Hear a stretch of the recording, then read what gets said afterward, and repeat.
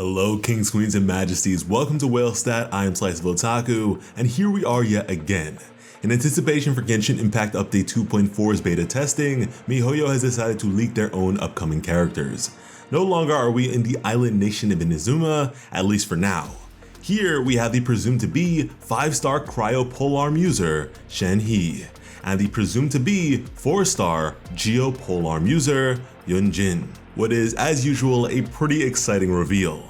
Two characters we'd caught a glimpse of thanks to a previous event's cutscene. In the case of Shenhe, she is described to be an ethereal soul amidst the mortal realm. Shenhe comes from a branch family of a clan of exorcists. Due to certain reasons, Cloud Retainer took her in as a disciple. To Shenhe, Cloud Retainer is a knowledgeable and chatty master. To Cloud Retainer, Shenhe stands out as special from amongst the mortals she has instructed. Living with Adepti as a human is by no means an easy task, but Shenhe has a unique constitution, an immensely strong will, and a great talent for Adepti arts, all of which have won her the acknowledgement of the Adepti. However, the long years of cultivation coupled with the habit of eating divine herbs and drinking the dew of the mountains have made her more and more distant from earthly life, and she has even been regarded as a mysterious white-haired adeptus. The occasional sharpness in her personality and the red robes adorning her body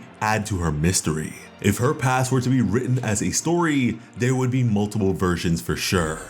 Be it an immortal or a white-haired witch, how will people view this mysterious lady? Her secrets and feelings are as difficult to capture as the drifting clouds in the mountains. Okay, so this is so damn cool. We love a mysterious baddie. So first of all, it would seem that Shenhe is related to Chongyun, what is essentially like a far-removed cousin of sorts. Sort of like the Neji to Chongyun Hinata from Naruto.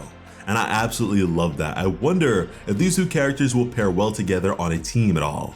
But yeah, beyond that, to have been trained by Cloud Retainer and presumably having been in contact with her for a very long time, considering she's regarded as not only an Adepti, but also an immortal, I feel it is safe to presume that she may have some sort of relationship with Ganyu as well. What may effectively be like an older sister of sorts, which I am all for. I love the idea of all these various characters being so interconnected. With that being said, her eating of all that strange stuff is very fascinating because to what end? What could have possibly motivated her to go to such lengths? What would an elongation of life allow her to do and or accomplish that her natural lifespan would fail to? The connotation of witch in this world is a heavy one. I mean, just look at Signora and the lengths she went to that resulted in her being regarded as such. I am certainly a fan of characters with rich lore, and so I am really intrigued by Shenhe. The mystery of her origins and motivation, and why Cloud Retainer decided to take her in, is more than enough to draw me in. When it comes to her design, I am a fan for sure. There is an air of mystery surrounding her, and a sort of cold expression or lack thereof to support it. This is a beautiful character, and I'm curious about that occasional sharpness in her personality and how sharp it actually may be. Now, we have actually caught a glimpse of this character previously. In fact, during the very early days of the game, this character design for the most part, at its core at least, was part of a pretty notorious character model leak. And despite it being out there for so long, it had been so long that the vast majority of players figured the design and character may have been scrapped entirely or converted to be Cloud Retainer as we know her. Yet here we are. Shenhe will be our second cryo polearm user after the 4-star Rosaria, and so I'm curious how different they will ultimately end up being. It's not a difficult feat to accomplish at all, but one I am fascinated by all the same. I love building cryo teams, so being able to potentially add her into the mix is really exciting.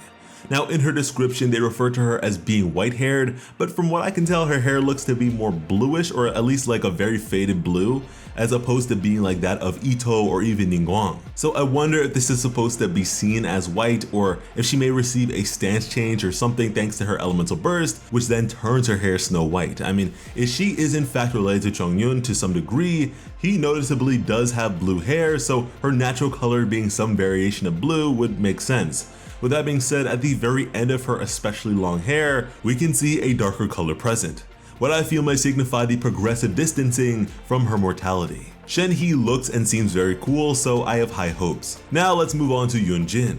Yunjin is the current director of the Yunhan opera troupe and is also a famous figure in the Liwa Harbor's opera scene. Yunjin is known for her sweet singing voice and intricate costumes, as well as her animated and dynamic performances. Whether it's a delicate and dignified young lady or a mighty and honorable heroine, she can play any role. What's even rarer is that this young actress is also a playwright. Other than the Divine Damsel of Devastation, the Yunhan opera troupe has performed many other plays in recent years, all of which were written by Yunjin. However, what is surprising is that Yunjin, who has always displayed a dignified and elegant image, has a little hobby that is not known to the public. She likes listening to rock and roll. If you see Yunjin at a rock and roll performance in Liwa Harbor, please refrain from telling the whole world about it. Otherwise, she might get nagged by the elders again. Alright, so a far simpler story of sorts here with Yunjin, but I like it. She is a famous actor and singer that doubles as a skilled writer and director. But beyond that, she loves rock and roll, so I imagine she must be a fan of Shenhe, which is really cool. I can already see the fan art that will inevitably spawn from this, and I am looking forward to it. I think Yunjin's design is really awesome. I mean, there is just so much going on here, including clear inspiration from traditional Chinese opera from the 18th century. But with that, again, this is a Geo character, so why in the world is she wielding Dragon's Bane in her official artwork, a weapon that increases damage against enemies affected by Hydro or Pyro?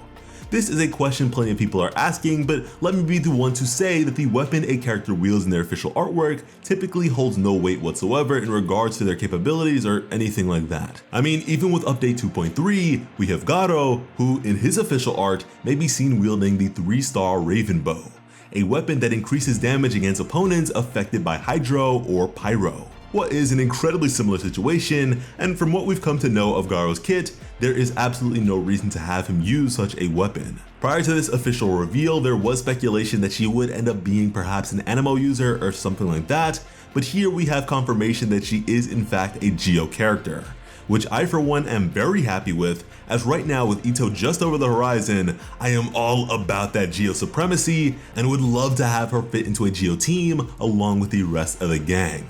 And now that I think about it, the Geo team I have in mind right now is entirely male. For the longest time, MIHOYO has been playing catch up when it comes to polearm users and Geo users, so I think them pushing these characters out is certainly warranted. And it's funny because they themselves acknowledge the polearm impact meme. But even still, despite some players beginning to complain that they only have so many polearms to give out to their characters, polearm right now has the least characters to its name, so it only makes sense to add these two in.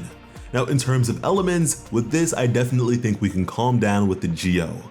We still only have 5 Hydro characters in the game, so honestly, the Dendro conversations can wait until after we have enough to water the crops properly. But yeah guys, that just about does it for our discussion of these two upcoming characters. Not sure how my resources will be looking by the time they enter the game, considering my preparations for Ito and the new domain, but listen, once we have gameplay and in-game models, if all looks well, you already know, the grind will continue and we will have them become as powerful as we possibly can. If Yunjin's abilities scale off of defense too, then we are golden. I really hope Shenhe likes Blizzard Slayer because I definitely don't mind farming that domain since it also runs the chance of getting a good Heart of Depth set, which I am admittedly lacking for Child. Now if you enjoyed the video and want to be here for even more, be sure to subscribe to WhaleStat with notifications on. A number of you have expressed kind words, wanting to see more uploads, and so we'll be doing our best to live up to that going forwards. I've been your host, Slice of Otaku. Thank you all so much for watching and have an awesome day. I love you.